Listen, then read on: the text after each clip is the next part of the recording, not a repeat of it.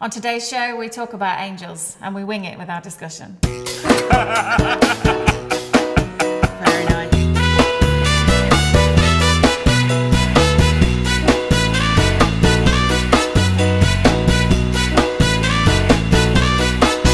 Hello and welcome to TGI Monday. Before we get on to our question this week, Hal, you've got something exciting coming up that you wanted to talk about. Yeah, me and my son are doing the Silly Vicar pilgrimage for the poor. We're walking on pilgrimage. We're doing the Peaks pilgrimage from Ilam to Ayam. I don't know if I pronounced that right. It's in the Peak District. And it's a proper Ilam to Eam, I think. Something like that. Is how it's So pronounced. Something like that. Yeah, something like that. It might get lost on the map. It's worth checking before you go. Well, I don't know, but the thing is, it's in English, right? Yeah. So I'm reserving my right to mispronounce English Okay, names. fair enough. Don't ask for directions, though. It's like Betsy Coed, yeah? Do you know what I mean? So Okay, fine. I'm deliberately not trying. So we're working from the bottom end of the Peak District to the top, and we're raising money for our job club, which is happening in about 20 minutes time. Great. Yeah, so it'll be good, me and my And so lad. if people go to your Silly Vicar site, they'll be able to see how to and contribute to that? Yeah, we've got, you can sponsor us on there. We've got some silly videos all about what we're up to with Good. that. So. And I'm sure they will be silly. Right, let's get on with this week's question, which comes from Pippa. She says, lots of people are interested in angels these days. Should we believe in them, or is that taking us into the realms of fantasy? So you can see we've got various angel-y things here. These are angel cards, which I believe claim to be all the angels. Doesn't seem enough to me. And a little icon over there of an angel. And Zoe, tell us what this is. Well, it's another one of my Banksy favourites, because I was thinking about angel means messenger. And actually, there are so many things in references to God, one way or another, delivering messages to people through angels. And we'll talk more, I'm sure, about all the different types of messengers there are, but always a messenger about hope, life, love, eternity. And I just think that, although obviously Banksy could be an angel from God, actually, and I think all of us can give messages, but I think this just sums up that message of eternity and hope, in spite of things that might be right in front of you. Great. Is a really powerful one. Thanks. So what's the difference there between an angel and a prophet? No, that's a good point. Well, a prophet is a human being with a message from God, and an angel is a spiritual being. So that's the big difference, I think. one. Well, it's one of the differences, but Thanks it's for certainly that. a difference. Dan, why don't we start with you? Just tell us about the difference between what the Bible says about angels and this sort of what we might call angelology on these cards. So with angelology, it is about connecting with a particular angel who will somehow assist you through your life by giving you new opportunities in love, maybe new levels of wisdom. And there's a certain amount of honour, I think, that you give to this kind of spirit being. I don't think that's it's difficult because on the one hand, this is you're treating the angel like you really should be treating God, and certainly in the Book of Revelation, the Apostle John falls on his knees in front of the angel to worship the angel, and the angel says, "Whoa." Don't do it. I'm not God. And I think there's a real risk with angelology that's the situation you end up in.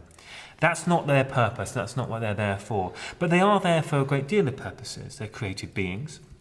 They are there to worship God. They carry the throne of God. They are messengers of God. There seems to be different hierarchies of them. There's angels and there's archangels.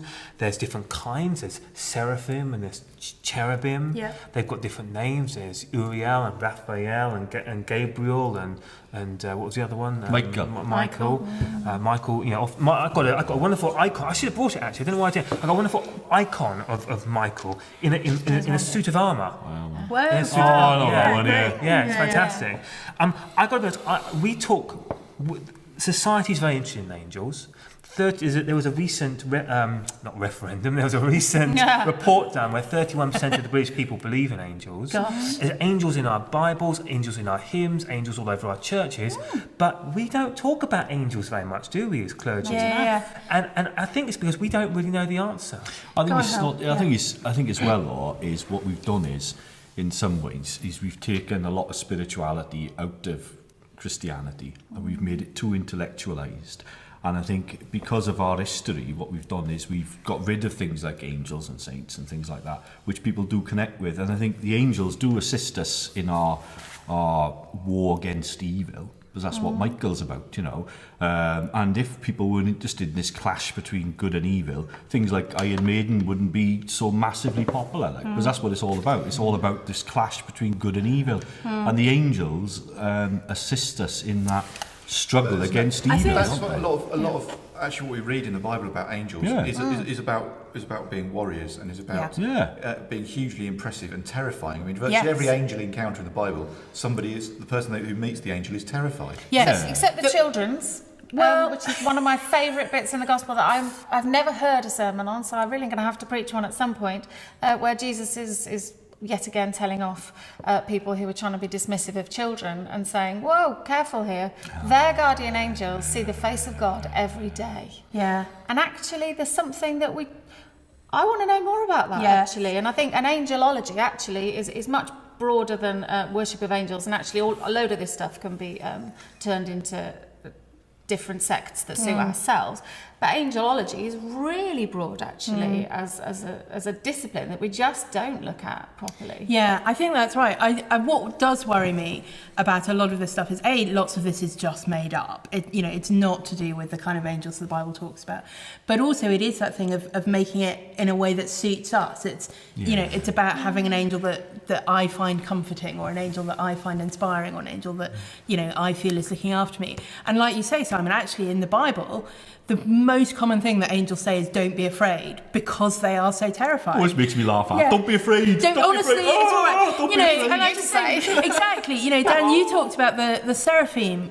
Well, seraph in Hebrew just means burning. Yeah. These are kind of great fiery, flaming big. I mean, of course you'd be terrified. I don't really want an angel to turn up at the end of my bed looking like that. I would be terrified. That's only one. Sure. There are lots of different accounts in the Bible, and they're not all terrifying, actually. And one of my favourite books at the moment is just reading accounts. There was a woman called Hope Price who lived around here, and she just collected stories. She didn't presume to put commentary on them, and she did sort of group them loosely in terms of angelology and the different sort of guardian ministering angels, because those angels that ministered to Jesus and various other sorts, the ones that suddenly only revealed themselves to be angels because everyone thought they were people before that. Be careful, you may be giving hospitality to angel unawares, and all that stuff is really, really real.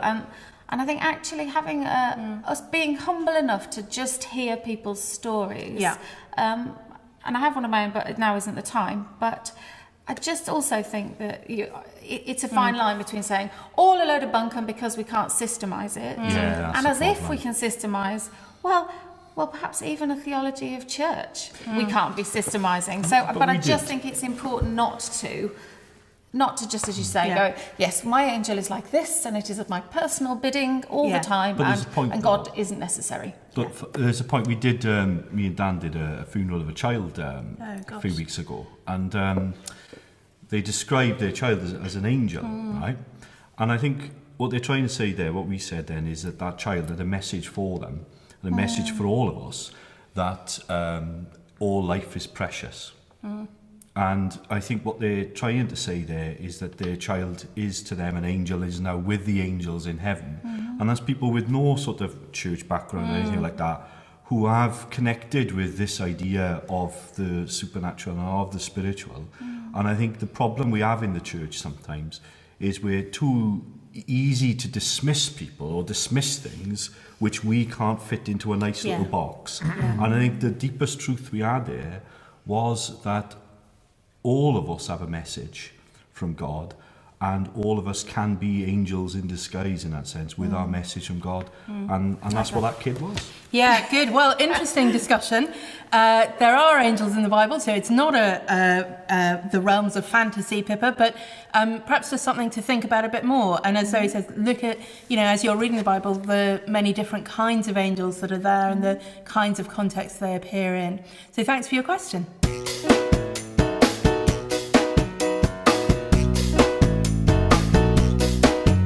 Watching, do send in your questions to tgimondayshow@gmail.com and share it with your friends.